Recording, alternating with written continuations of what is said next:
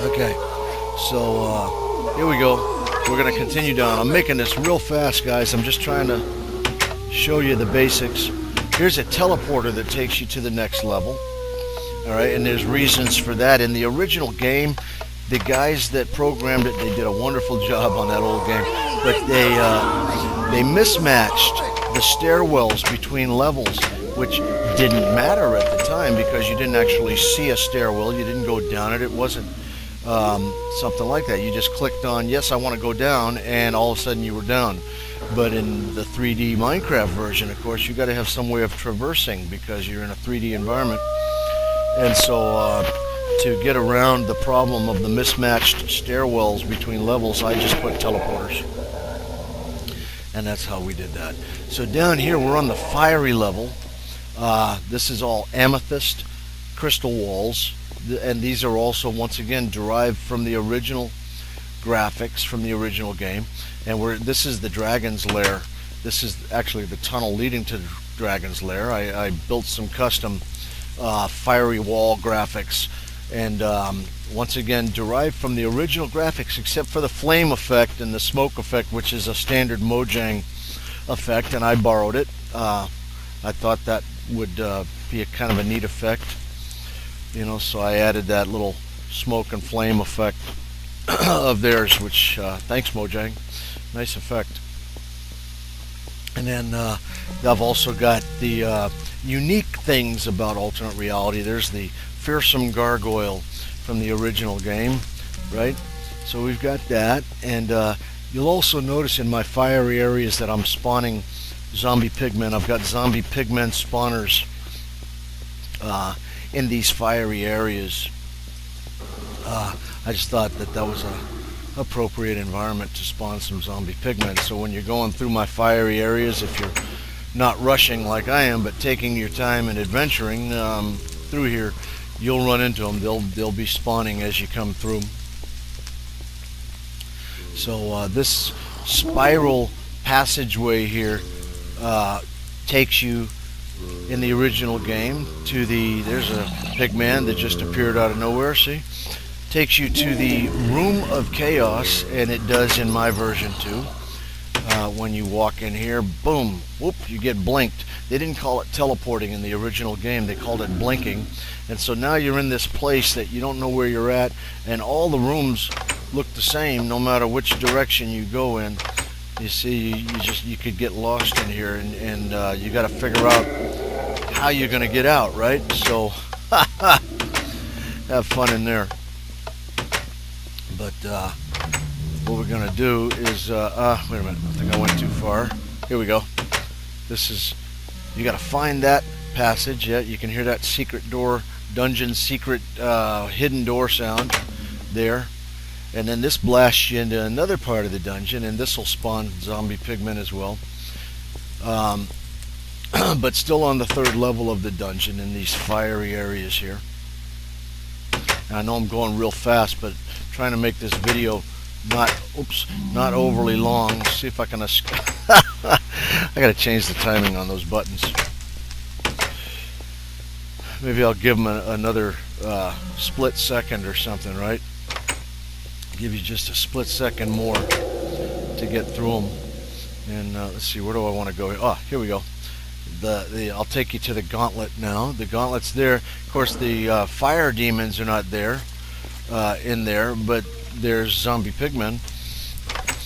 Because in the original game, you ran into 8 fire demons when you walked through the gauntlet door here, and then you ran into different nasties in each little segment that you went through as you went through the gauntlet.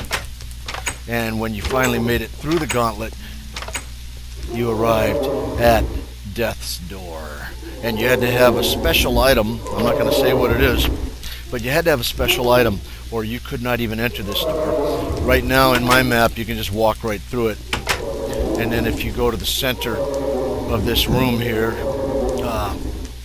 you'll be teleported to the 4th and final level of the dungeon, the alien level, where you encounter your alien captors. If you're interested in alternate reality, go to the Alternate Reality X site. It's a great site. There's a guy goes by the moniker of Akron, over there that's working on recoding the game, merging the dungeon and city together and running it. I think he's writing it in C++, if I remember right, and he's doing a great job. This guy is putting the whole original game together, but to run on modern computer platforms.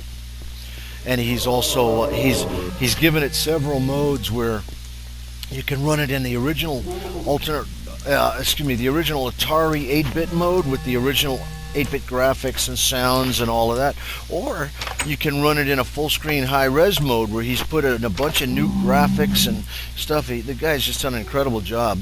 And if you want to know more about alternate reality, you can go over there, start over there. You can also go to there's a big old fan site called, I think it's called the Original Alternate Reality fan page or something like that.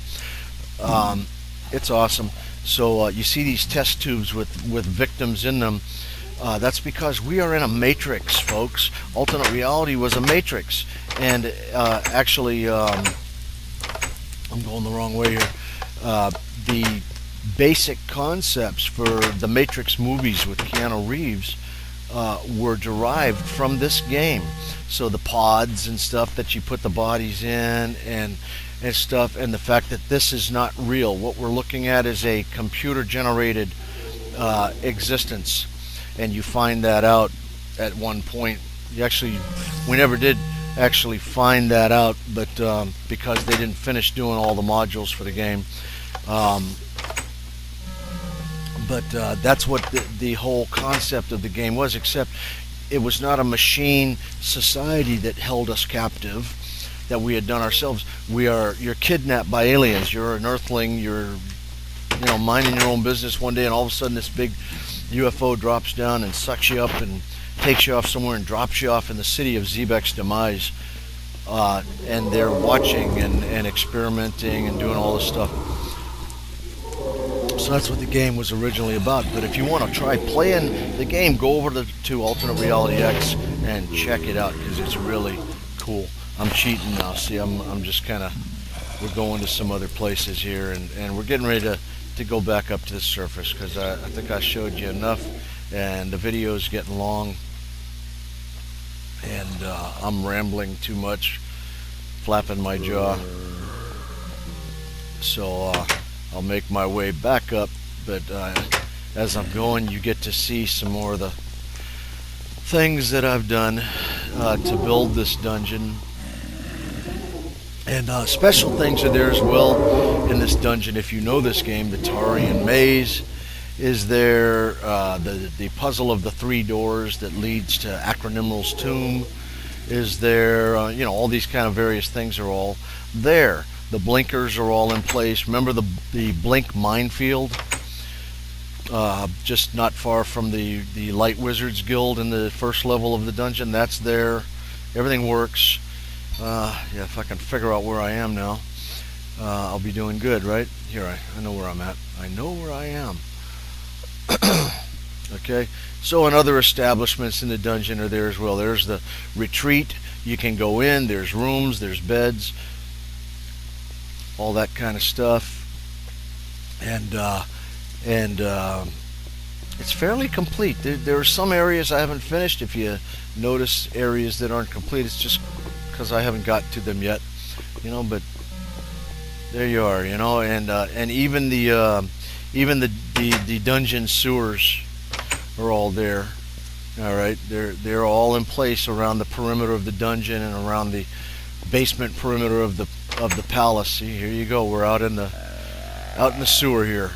All right, so it's all there. And hope you liked my little tour. I hope you enjoy all my custom blocks and effects and stuff that we did. There's more, by the way. I didn't show you nearly everything, but tried to go real fast. So let me know what you think. Download it, try it out if you feel so inclined. Tell me if you think it's cool, or if you think it's horrible, or if you think I should add or remove, modify features, whatever. Doesn't matter. There we are. The city of Xebec's Demise. Bye.